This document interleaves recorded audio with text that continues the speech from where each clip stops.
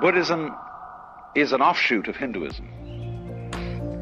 You could in a way call it a reform of Hinduism, or Hinduism stripped for export.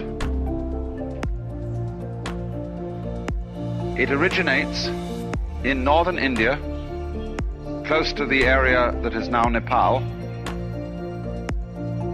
shortly after 600 BC. There was a young prince by the name of Gautama Siddhartha who became the man we call the Buddha. Now, the word Buddha is not a proper name, it's a title. And it's based on the Sanskrit root Buddh, B-U-D-H, which means to be awake. And so you could say the Buddha is the man who woke up from the dream of life as we ordinarily take it to be, and found out who he was, who he is.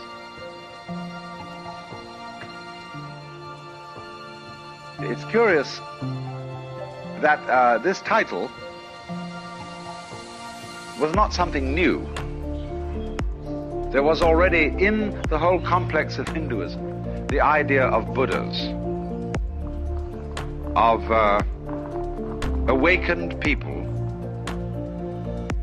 And curiously, they are ranked higher than gods.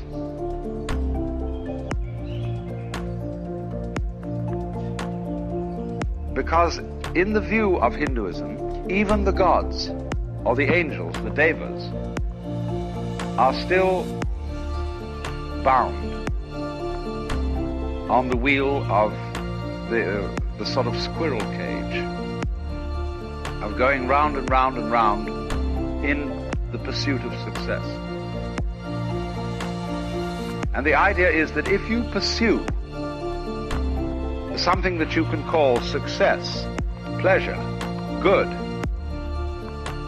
virtue, which originally, of course, means strength, magical power, all these positive things,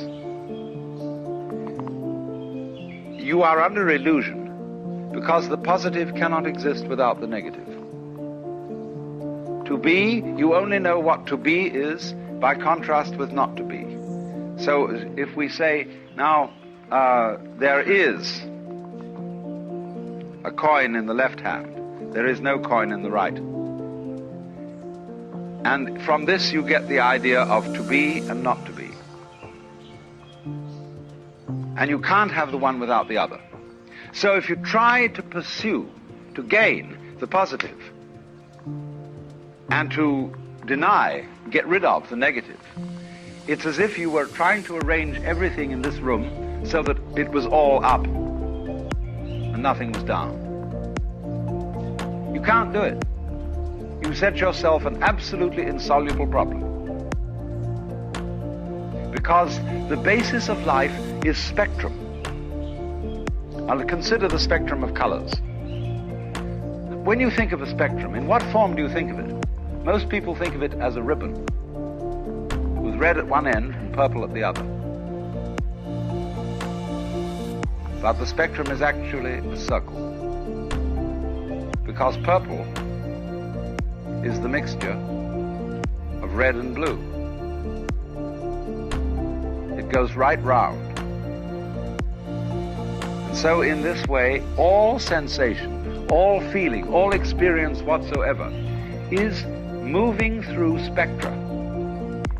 You don't only have the spectrum of color, you have a spectrum of sound, you have various complex spectra of texture, of smell, of taste, and you're constantly operating through all the possible variations of experience. And it implies that you can't know one end of the spectrum without also knowing the other. So if you wanted, say your favorite color is red, and you wanted only red,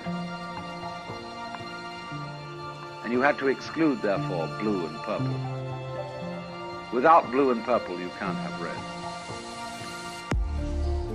Behind, of course, all the various colors in the spectrum is the white light. And behind everything that we experience, all our various sensations of sound, of color, of shape, of touch, there's the white light.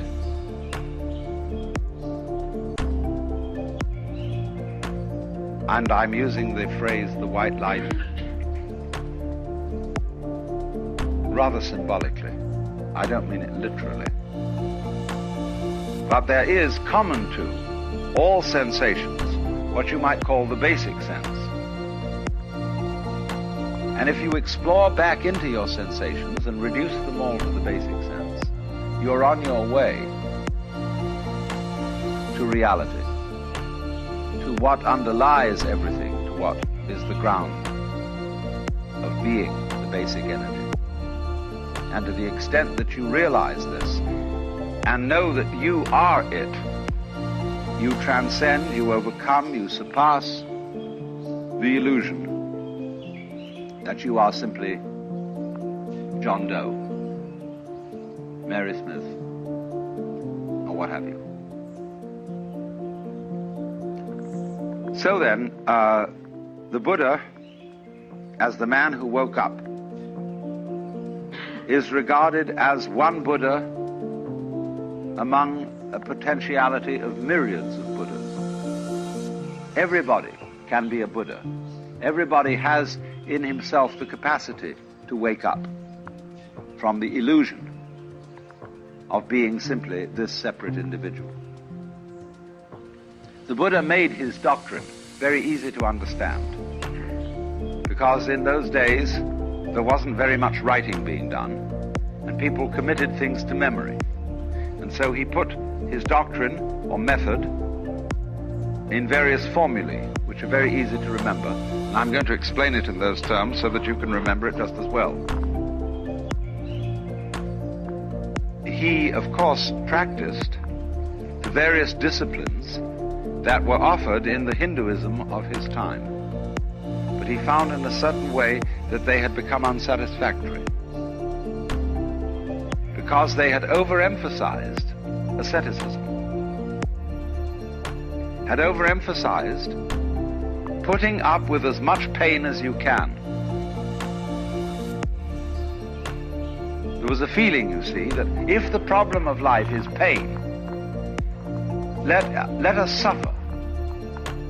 And this is the root of the ascetics, you see, who lie on beds of nails, who hold a hand up forever and ever and ever, who eat only one banana a day, who renounce sex, who do all these weird things, because they feel that if they head right into pain and don't become afraid of it, but suffer as much pain as possible, they will, by this method, overcome the problem of pain.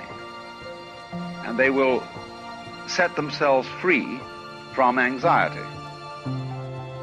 There's a certain sense in that, as you can obviously see. Supposing, for example, you have absolutely no fear of pain. You have no anxieties, you have no hang-ups. How strong you would be.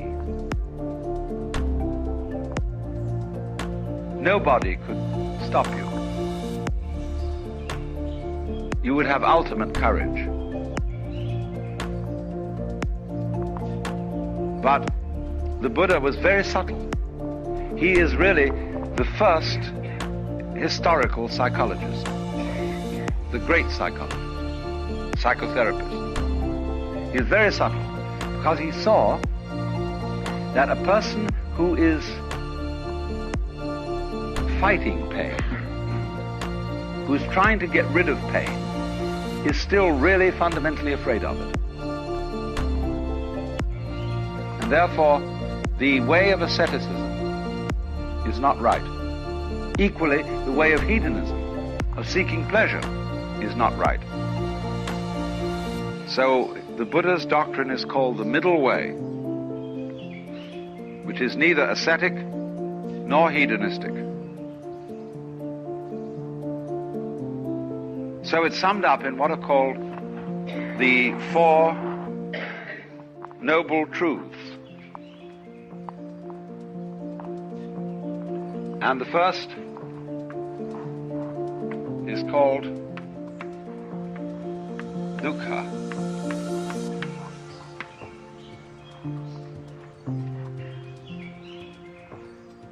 Dukkha means suffering in a very generalized sense.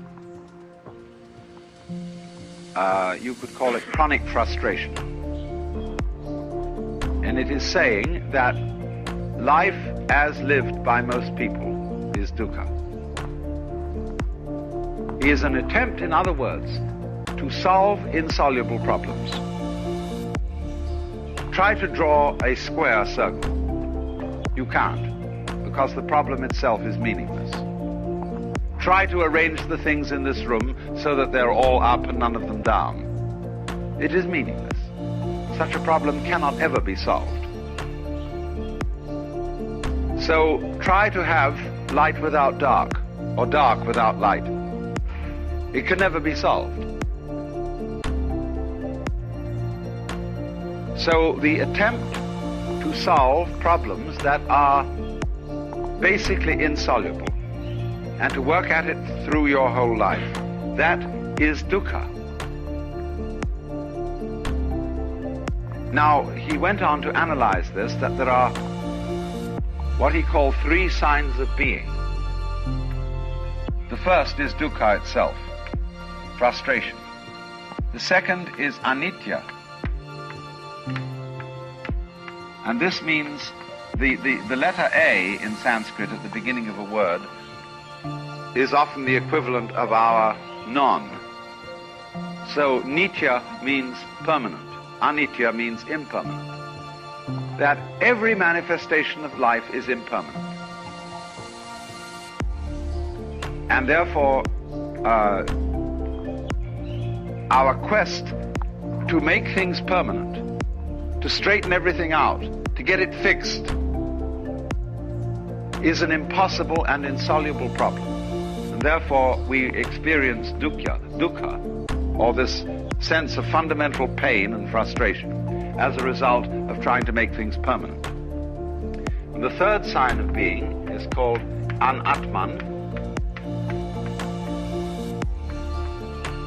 Now, you know from my talk on Hinduism that the word atman means self. Anatman means therefore non-self. That there is in you no real ego.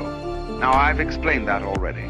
I've explained in talking about Hinduism that the idea of the ego is a social institution. It has no physical reality. It is simply, the ego is your symbol of yourself.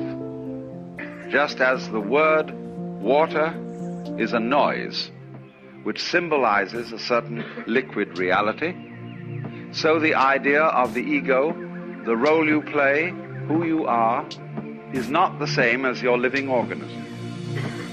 Your ego has absolutely nothing to do with the way you color your eyes, shape your body, circulate your blood.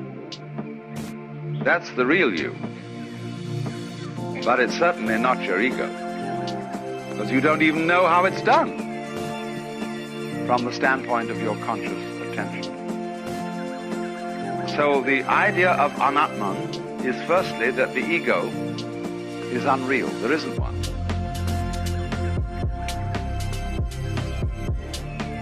Now then, this then is the first truth. There is this situation that we have dukkha, or frustration, because we are fighting the changingness of things, and because we don't realize that the ego, the I, is unreal.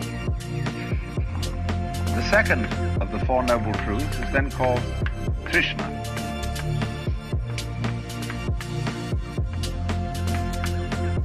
Krishna is a Sanskrit word again, and is the root of our word thirst.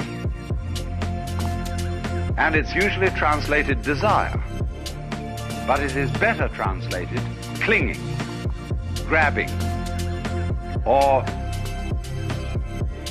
there's an excellent modern American slangy word, hang up. That is exactly what Krishna is. a hang-up. Trishna is clutching. As, for example, what we call smother love. When a mother is so afraid that her children may get into trouble that she protects them excessively. And as a result of this, prevents them from growing. Or when lovers cling to each other excessively and have to sign documents that they will curse and swear to love each other always, they are in a state of Trishna.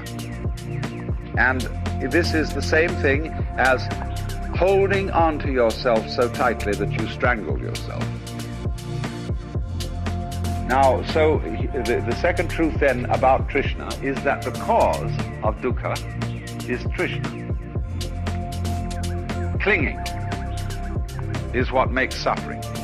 If you don't recognize that this whole world is a phantasmagoria, an amazing illusion, a weaving of smoke, and you try to hold on to it, you see, then you start suffering.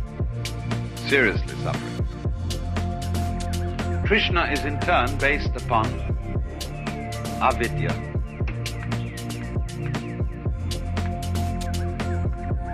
The same negative, vidya, from the root vid, means knowledge, as in the Latin video and the English vision. Avidya, therefore, is ignorance. Gnosis, gna, means, of course, to know. Knowledge is the same thing as gnosis in Greek. To know. So this is not to know, to ignore, to overlook. And I explained in the first talk in this series how we ignore all kinds of things because we notice only what we think noteworthy.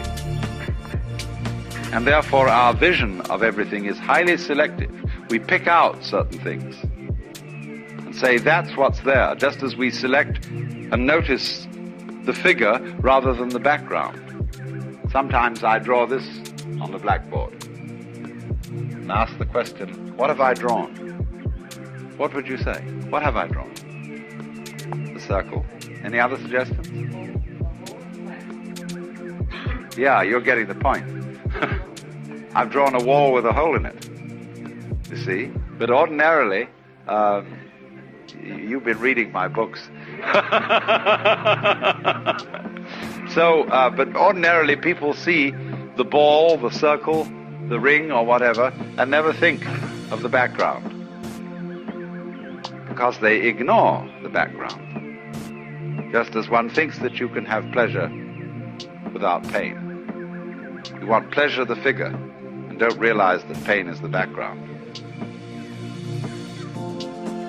So avidya is this state of restricted consciousness, restricted attention, that moves through life unaware of the fact that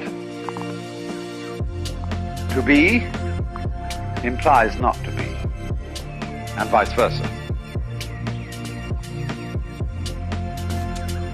So now the third noble truth is called nirvana.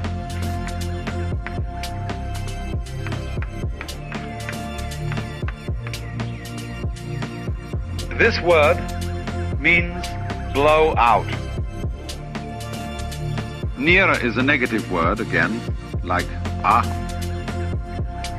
Vana is blowing. So it's a kind of outblowing. Now, in breathing, you know that breath is life. The Greek word, you may pronounce it pneuma or pneuma, is the same as spirit. And spirit means breath. In the book of Genesis, when God had made the clay figurine that was later to be Adam, he breathed the breath of life into its nostrils. And it became alive, because life is breath. But now, if you hold your breath, you lose it. He that would save his life will lose it. So breathe in, breathe in, breathe in, get as much air as you can, and Trishna, cling, and you lose it. So nirvana means breathe out.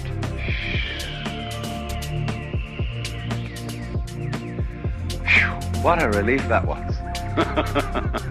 The sigh of relief. Let it go. Because it'll come back to you if you let it go. But if you don't let it go, you'll just suffocate. So a person in the state of nirvana is what we might call a blown out person. Like blow your mind. Let go. Don't cling. And then you're in the state of nirvana. And I re-emphasize the point. This is not, I'm not preaching, see? I'm not saying this is what you ought to do. I'm simply pointing out a state of affairs that is so. There's no moralism in this whatsoever. It's simply pointing out, like, if you put your hand into the fire, you'll get burned. You can get burned if you want to. It's okay. But if it so happens that you don't want to get burned, then you don't put your hand in the fire. So in the same way, if you don't want to be in a state of anxiety all the time, and again I emphasize, if you like to be anxious, it's perfectly all right. If that's, see, Buddhism never hurries anyone on. They say, you've got all eternity through which to live in various forms. And therefore, you don't have just one life in which you've got to avoid eternal damnation. You can go running around the wheel and the rat race and play that game just as long as you want to, so long as you think it's fun. But if there comes a time when you don't think it's fun, you don't have to do it.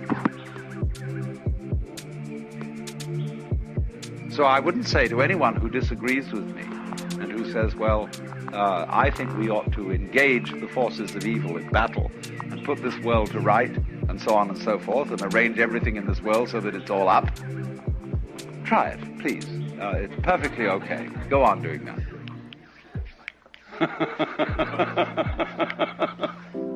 But if you see that it's futile, then you can let go. Don't try to cling. Relax. And if you do that, you're in the state of nirvana. And you become a Buddha. And of course it means that you become a rather astonishing person. You may, of course, be subtle about it and make like you're a very ordinary person so that you don't get people mixed up. Because if you are a very astonishing person, everybody wants to be like you. And they use you as an object of trishna, of clinging. They rely on you. You get a transference on you. Everybody comes running around and says, please help me. I'd like to be like you are. And then you have to get rid of them. See, that's the difference between a doctor and a clergyman. I shouldn't say things like this, but doctors try to get rid of their patients.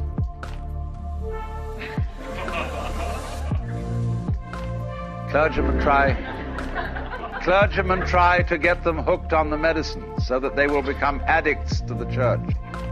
And that's too bad, because there is a saying in ancient Christianity, crux medicina mundi, which means the cross, the medicine of the world. But you don't make medicine a diet. And so in Buddhism, the Buddha explained that his doctrine, his method, was a raft. It's sometimes called a yana, the word Y-A-N-A, yana. means a vehicle, a conveyance. And when you cross a river on a raft, you get to the other shore, you don't pick up the raft and carry it on your back. You leave it behind. But people who are what I would call hooked on religion are always on the raft. They're going back and forth, back and forth, back and forth on the raft. So the clergyman tends to turn into a ferryman who's always on the raft and never gets over to the other shore himself. Now, there's something to be said for that, because how are we going to get the raft back to the first shore to bring over the other people? See? Somebody has to volunteer to take the back journey. But he must be awfully careful to realize that the real objective is to get the people across and set them free. If you dedicate yourself to ferrying people across, don't ask them to come back on the raft with you, because you'll get overcrowded and people will think that the raft is the goal rather than the other shore. So when I find this in actual practice, that when clergymen do not ever ask for money, and it's all right, you know, like a doctor who simply charges a fee. Says, you come to me, you pay me so much. But the clergyman says, he doesn't say pay me so much. He says, we would like your pledge, your voluntary contribution.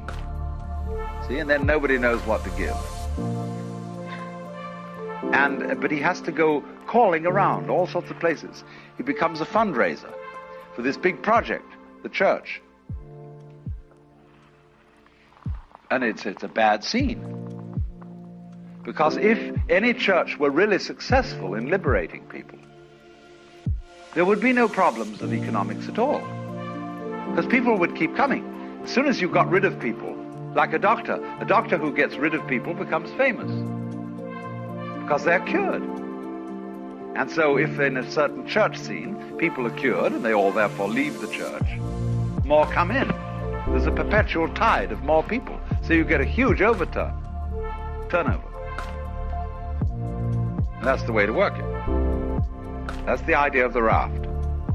Now then, the fourth noble truth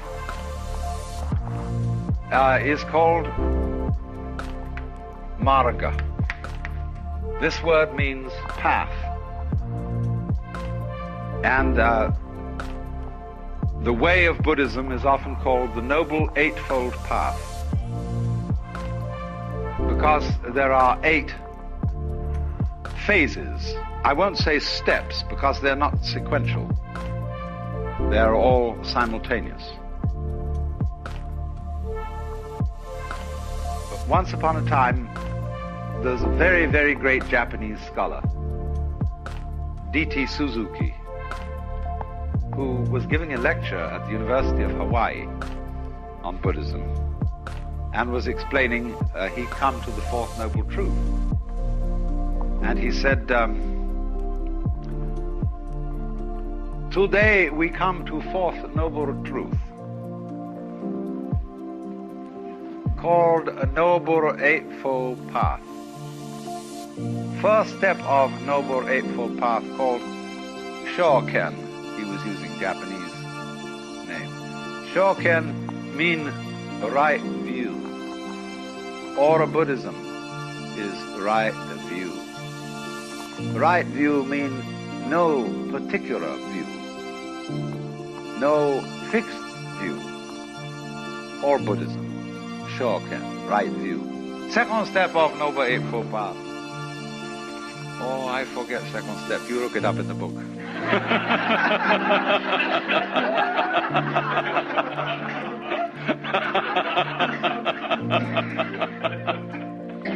This man was one of the most terrific scholars in Chinese, Sanskrit, Tibetan, Japanese, and so on.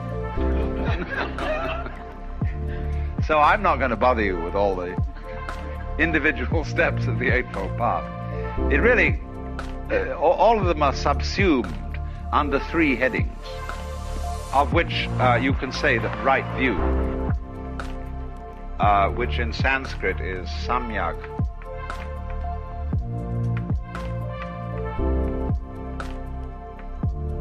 Samyak is a very curious phrase. It doesn't mean right in our sense of correct. Sam is the same really as our word sum.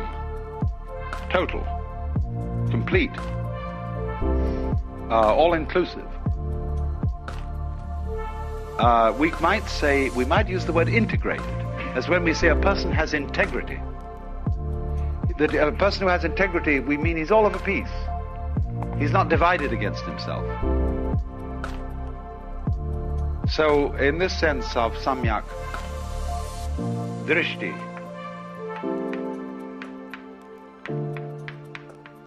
this is related to the word darshan, which means a point of view or viewing. When you go to visit a great guru or teacher, you have darshan, you look at it, and you offer your reverence to him. This is darshan. Many senses of it, but it means simply to view. Look at the view. So the Samyak Darshan is the complete view. For example, let's take the constellation called the Big Dipper. We look at it from a fairly restricted zone in space, and it always seems, whatever the season of the year, because we're so far away from it, that those stars in the Big Dipper are in the same position. But imagine looking at it from somewhere else in space altogether, and those stars would not look like a dipper. They'd be in another position. Now then, what is the true position of those stars? Don't you see there isn't one? Because wherever you look, the position alters. You could say that the true situation of those stars is how they are looked at from all points of view, all possible points of view. Inside the constellation, looking outwards, outside the constellation, looking inwards, from everywhere and everywhere. But you see, there is no such thing as the truth.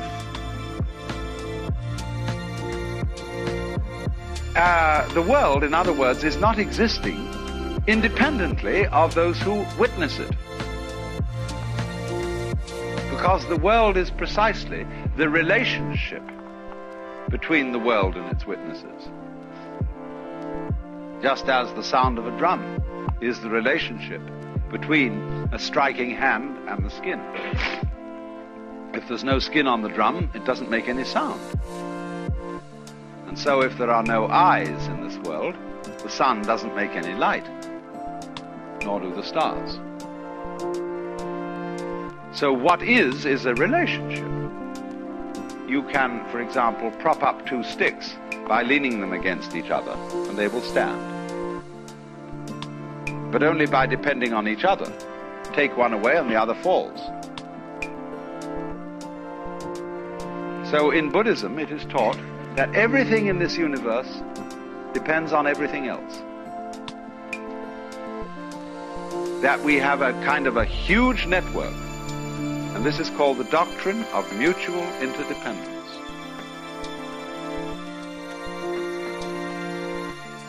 All of it hangs on you, and you hang on all of it, just as the two sticks support each other. And this is conveyed in a symbol which is called Indra's net. Imagine a multidimensional spider's web. In the early morning, covered with dewdrops. And every dewdrop contains the reflection of all the other dewdrops.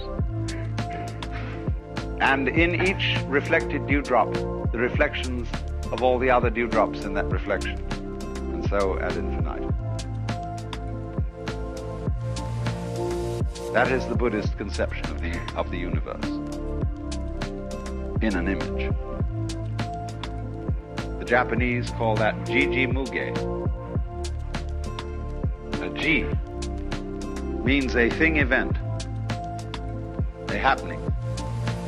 So between happening and happening, Mu, there is no Ge separation. Jiji Muge. Now, so the first phase of the Eightfold Path has to do with one's view, understanding of the world. The second phase has to do with action, how you act. And here we get the Buddhist view of behavior.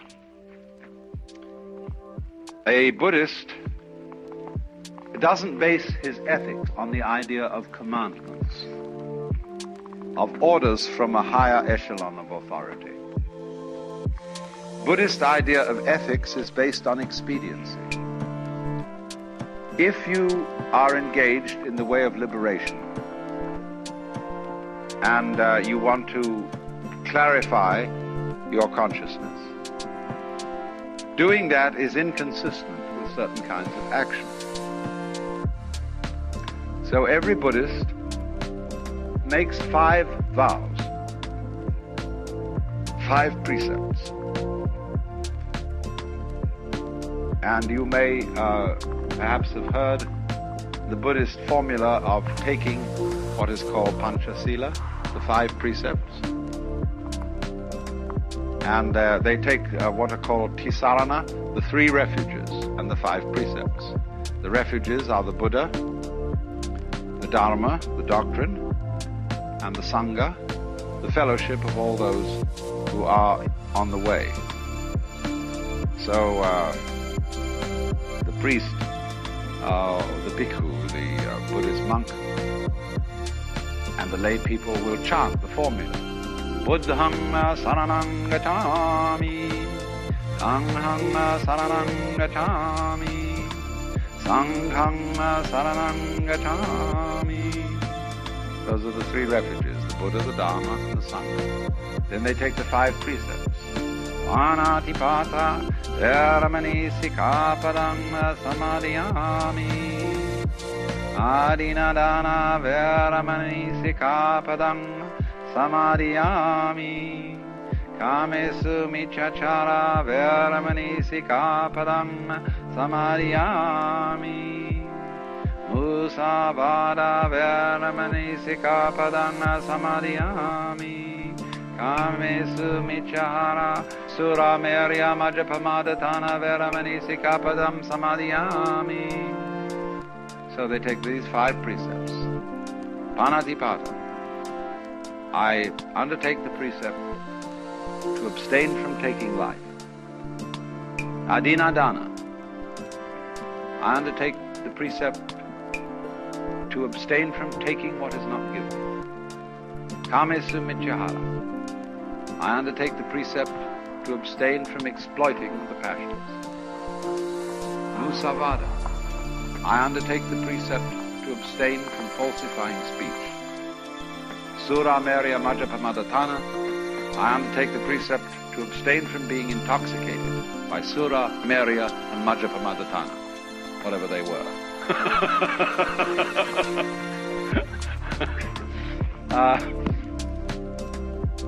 I presume toddy, which is alcohol. I don't know what else it was. Nobody does now. Because you see, if you start killing people or taking life, you're in trouble. You set up an opposition and you've got to become involved in taking care of it. If you start stealing, you worry people. You upset people's orientation in life, because if you suddenly come into the back home for dinner and find somebody's stolen your table, where are you going to serve dinner? If you exploit your passions, it means that when you feel bored and somehow that life is a little bit empty, you say, well, now what are we going to do this evening? Let's go and get stuffed. You know, a lot of people who suffer from obesity are trying to simply fill their empty psyche by stuffing themselves with food. Well, it's the wrong cure. So, likewise, Musavada, if you start telling lies to everybody, you know what happens when you start telling lies. You you have to tell extra lies to cover up the first one, and you get into the most hopeless misunderstanding. Speech collapses. And of course, the intoxication is the same problem as the exploitation of the passions. So there's a purely kind of practical, expedient, utilitarian approach to morals. There's another side to this which doesn't enter into the precepts, which I will explain later. So that's the third phase of the Eightfold Path. Then the second phase. Then the third phase has to do with your mind, with your state of consciousness. And this has to do with what we would ordinarily call meditation. There are the two final, the seventh and eighth aspects of the path are called Samyak Smriti and Samyak Samadhi. Smriti means recollection. That's the best English word for it. Now, do you understand? The word recollect is to gather together what has been scattered. What is the opposite of remember? Obviously, dismember. What has been chopped up and scattered becomes remembered. So in the Christian scheme, do this in remembrance of me. You see, the Christ has been sacrificed, chopped up. But the Mass is celebrated in remembrance. One of the old liturgies says the wheat which has been scattered all over the hills and grows up is gathered again into the bread. Remembered. Go back to your Hindu basis. The world is regarded as the dismemberment of the self, the Brahman, the Godhead. The one is dismembered into the many. So remembrance is realizing again that each single member of the many is really the one. So that's recollection. This afternoon, I'm going to talk to you about Taoism, which is one of the principal forms of Chinese philosophy, as it were the opposite number of Confucianism. For these two ways of thought lie at the roots of Chinese civilization, both of them having a kind of common origin in the attitude to life expressed in the Book of Changes, or the I Ching, which may be as early as about 1300 BC. Everybody today seems to be reading the I Ching. It's a very strange book. It is a commentary on 64 symbols, which are made up of broken and unbroken lines. The unbroken line like this, and the broken line like this.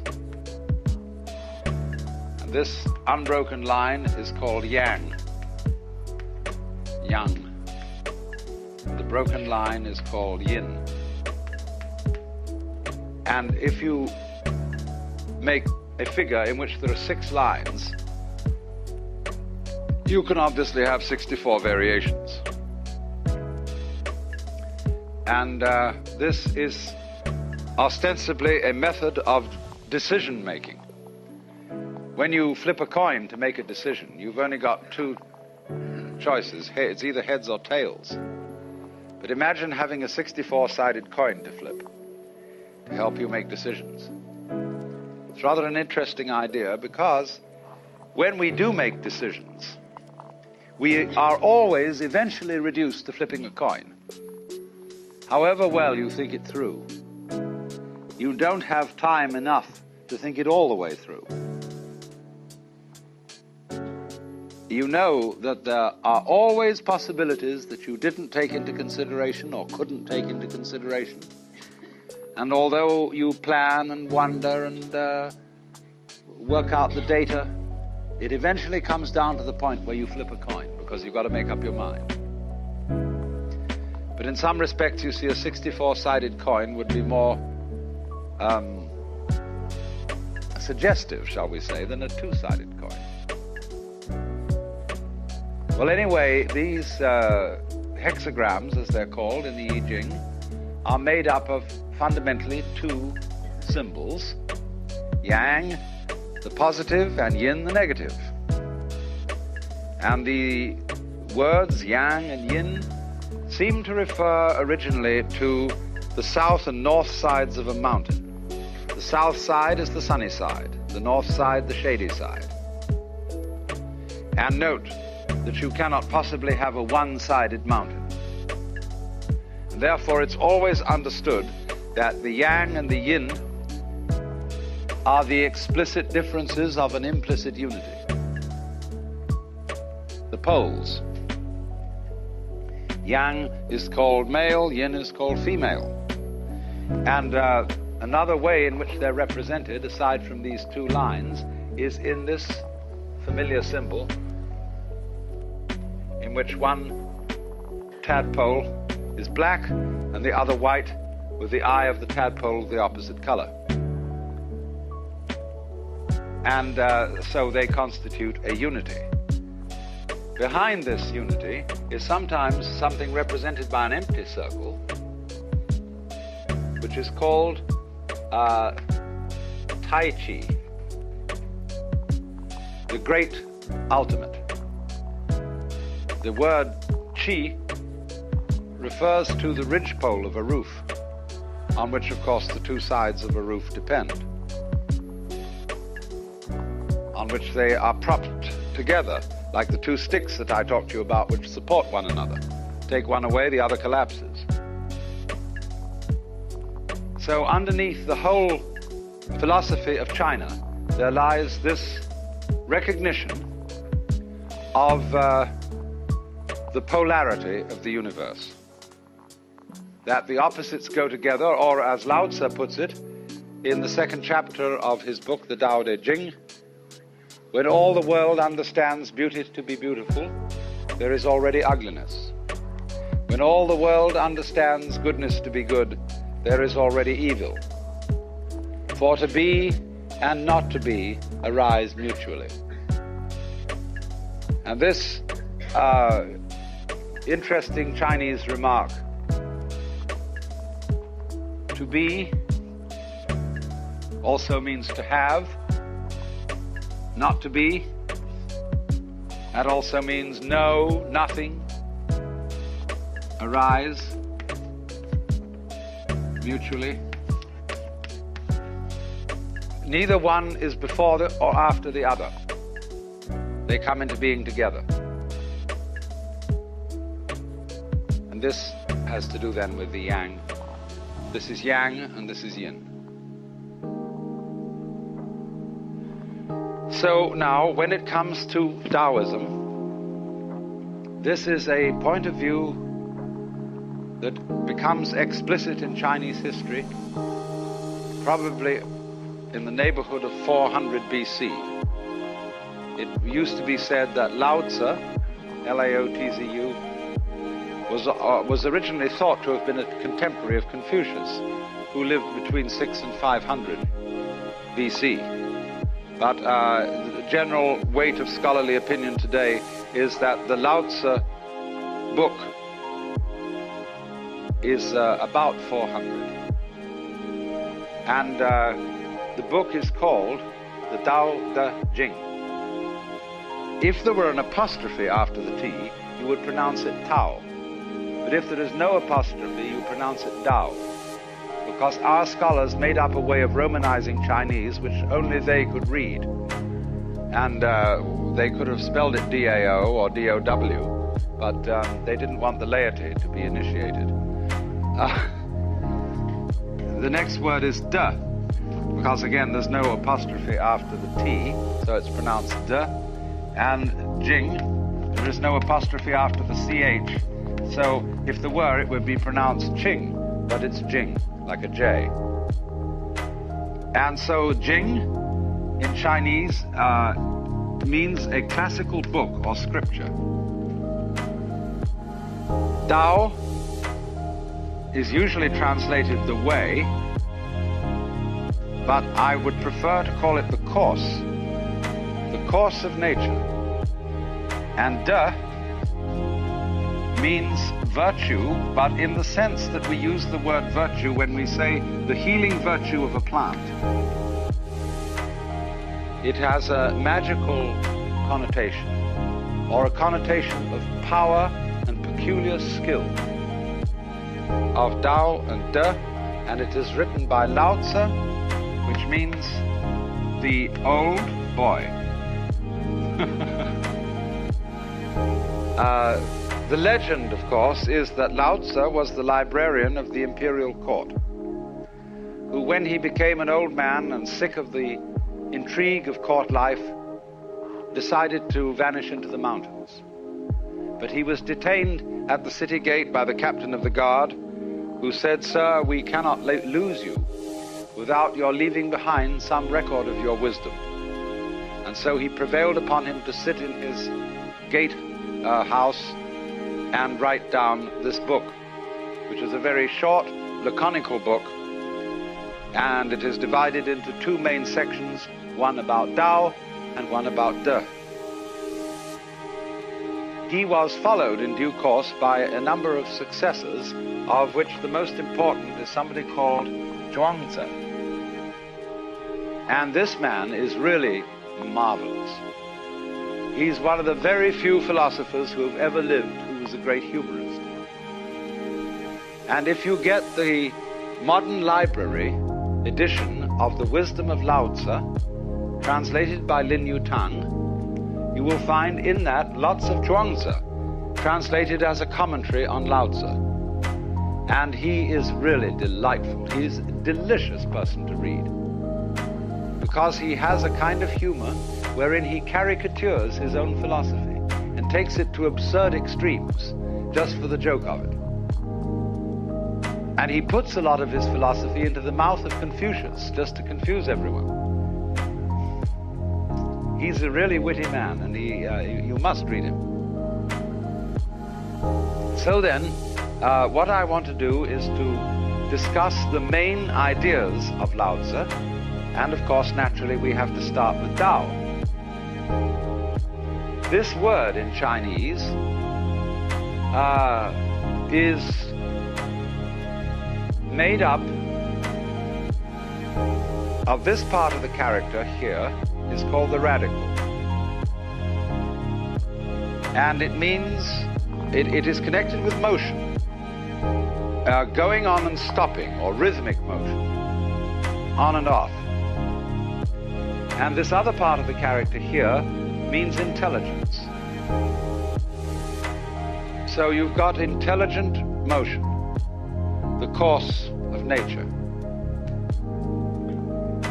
But the character also means to speak. And so it's rather like the Greek logos. The first verse of Lao Tzu's book starts out by saying something that you really can't translate. So you have to see it in Chinese. It says, Dao. And this character means can do, can be. Again, Dao. The Dao, which can be Dao, not. This character means regular or eternal, Dao. And so we normally translate this, the Dao which can be spoken is not the eternal Dao. It could mean also the way which can be weighed, traveled, is not the regular way. But most commentators agree to the first translation. The Tao which can be described is not the eternal Tao. Then why go on to write a book about it? Well, consistency is a virtue of small minds.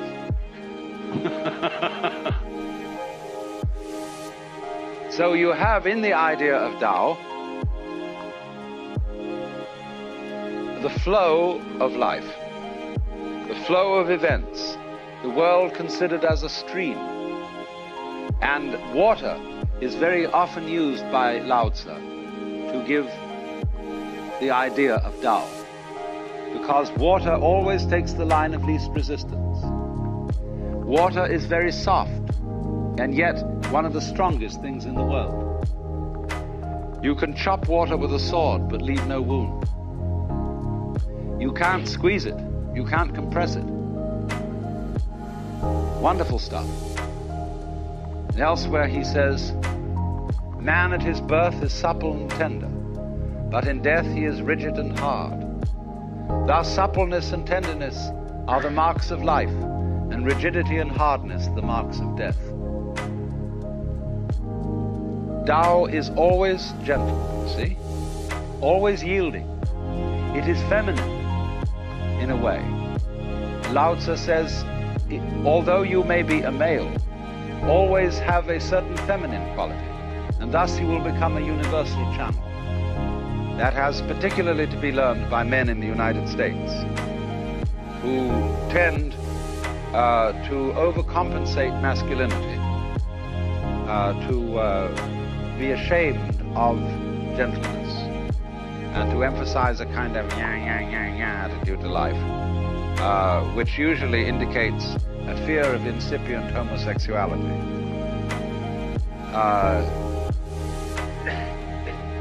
And as a result, we have a lot of misunderstanding between men and women, because each one is so busy being their particular sex that they have nothing in common. So this idea then is the strength of gentleness.